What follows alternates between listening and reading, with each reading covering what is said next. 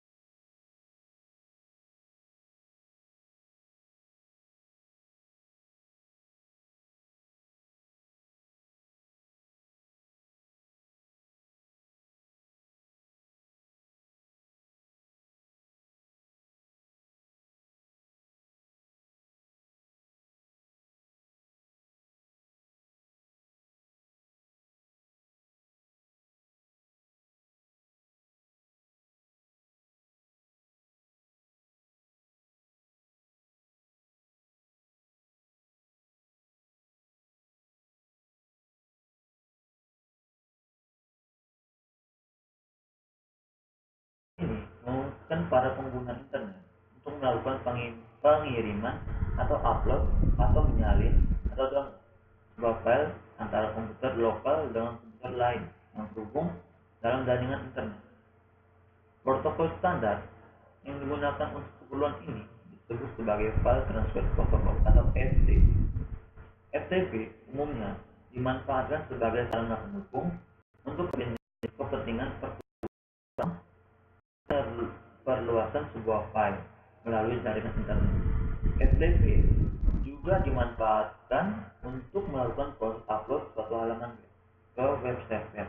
Dimanfaatkan untuk melakukan proses upload suatu halaman web. Secara teknis, aplikasi FTP di sebuah FTP client dan yang dipopulerkan yang digunakan saat ini antara lain adalah FTP, WSFTP. Aplikasi-aplikasi ini dimanfaatkan untuk transaksi FTP yang bersifat dua arah atau aktif FTP. Modus ini memungkinkan pengguna untuk melakukan baik proses upload maupun proses download. Tidak semua server FTP dapat diakses dalam modus aktif. Untuk mencegah penyalahgunaan yang dapat berakibat fatal bagi sebuah server FTP, maka pengguna FTP untuk modus aktif harus memiliki hak akses server untuk mengirimkan file ke server FTP. Akses berupa sebuah login name dan password sebagai kunci untuk memasuki sebuah sistem FTP server. Untuk modus pasif, selama memang tidak ada restriksi dari pengelola server, umumnya dapat dilakukan oleh semua pengguna dengan modus anonymous login atau login anonymous. Kegiatan mendownload software ini dari internet misalnya juga dapat digunakan sebagai pasif FTP. Yang ketujuh, saya akan menjelaskan tentang IRC atau Internet Relay Chat. Layanan IRC atau biasa disebut sebagai chat saja adalah sebuah bentuk komunikasi di internet yang menggunakan sarana baris-baris tulisan yang diketik melalui keyboard. Dalam sebuah sesi chat, komunikasi terjalin melalui sarana saling tukar pesan-pesan singkat. Kegiatan ini disebut chatting dan pelaku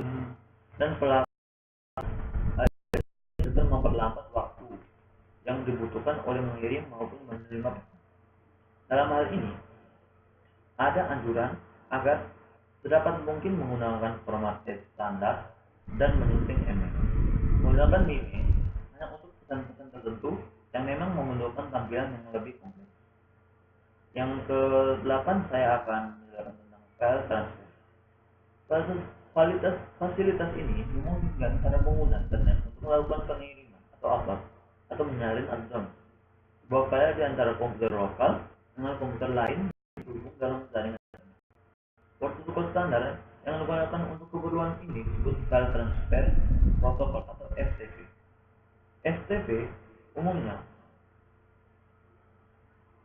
FTP juga umumnya aplikasi ini dimanfaatkan oleh transaksi FTP atau dua arah yang disebut sebagai chatter. Para chatter dapat saling berkomunikasi secara berkelompok dalam satu chat room menggunakan komputer atau berpindah ke modus privat untuk mengobrol berdua saja dengan chatter lain. Kegiatan chatting membutuhkan software yang disebut IRC client. Di antaranya yang paling populer adalah software MyIRC. Ada juga beberapa variasi lain dari IRC, misalnya apa yang dikenal sebagai MUD atau multi-user dimension.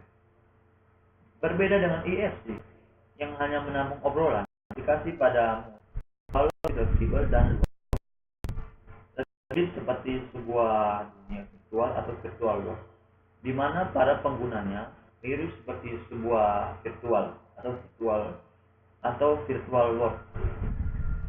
dapat saling berinteraksi seperti halnya dunia nyata. Misalnya, dengan melakukan kegiatan tukar-menukar file atau meninggalkan pesan.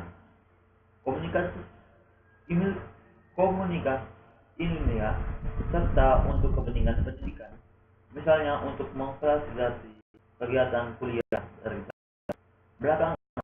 Dengan semakin tingginya akses internet, maka aplikasi chat harus diperluas sehingga komunikasi tidak hanya terjalin melalui surat tulisan namun melalui suara atau telepon konferensi, bahkan melalui gambar dan suara sekaligus. Aplikasi-aplikasi di atas sebenarnya adalah aplikasi dasar yang umum digunakan dalam internet. Selain aplikasi-aplikasi tersebut, masih ada lusinan aplikasi lainnya yang memanfaatkan jaringan internet, baik aplikasi yang sering maupun yang digunakan. Selain aplikasi-aplikasi tersebut, masih ada lusinan dan aplikasi-aplikasi tersebut masih ada lusinan aplikasi lainnya yang memanfaatkan jaringan internet, baik aplikasi yang sering maupun jarang digunakan. Teknologi internet sendiri terus berkembang sehingga aplikasi-aplikasi baru terus bermunculan. Di samping itu, telah masih terus dikembangkan dan disempurnakan untuk memenuhi kebutuhan penggunanya. Interaksi yang ke-9, saya akan menjelaskan tentang interaksi secara elektronik. Akhir-akhir ini, kita cenderung semakin akrab dengan istilah-istilah semacam e-commerce, e-banking, e-government, e-learning, dan sebagainya. Huruf E di sini mengacu pada kata elektronik, tapi lebih banyak dalam konteks internet. Jadi, istilah-istilah tersebut bisa dibaca sebagai electronic commerce, electronic government, atau electronic banking, atau electronic learning. Dalam bagian ini, kita dapat membahas secara sepintas tentang hal-hal yang berkaitan dengan istilah-istilah di atas. Dalam kenyataannya, hal-hal tersebut jauh lebih kompleks sehingga tidak mungkin dibahas.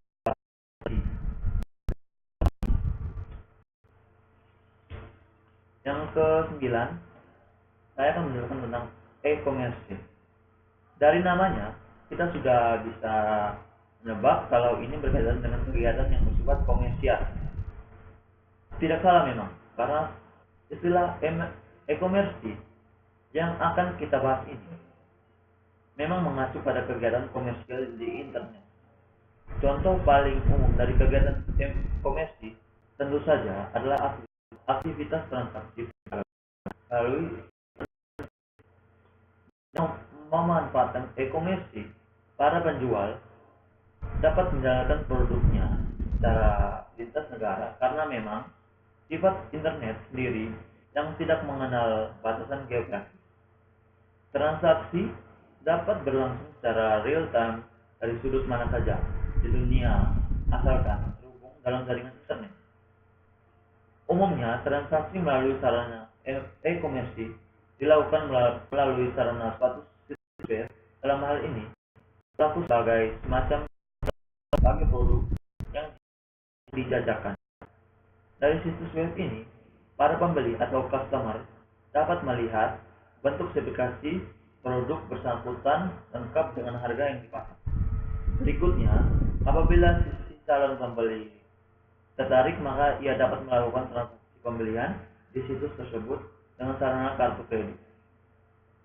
Berbeda dengan transaksi kartu kredit, pada umumnya yang menggunakan peralatan khusus, transaksi kartu kredit internet cukup dilakukan dengan memasukkan nomor kartu kredit beserta waktu kadaluarsa pada produk.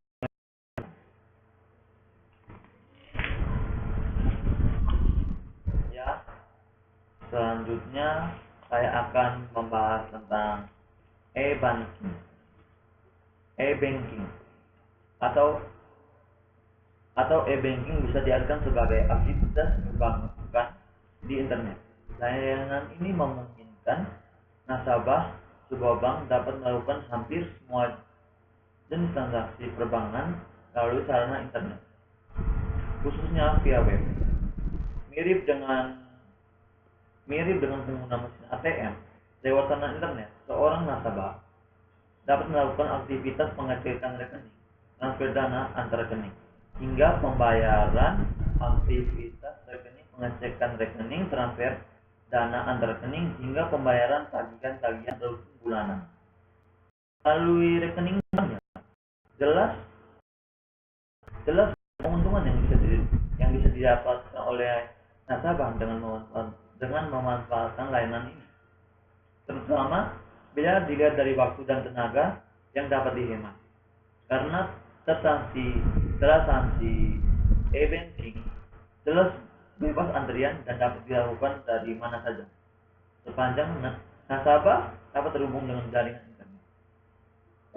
Untuk dapat melakukan layanan ini, seorang nasabah akan dibekali dengan login kode akses ke situs web, di mana terdapat fasilitas e-banking milik bank yang bersangkutan. Selanjutnya, nasabah dapat melakukan login dan melakukan aktivitas berbank melalui situs bank bersangkutan. Untuk dapat melakukan layanan ini, seorang nasabah akan dibekali dengan login dan kode akses web, di mana terdapat fasilitas e-banking milik bank.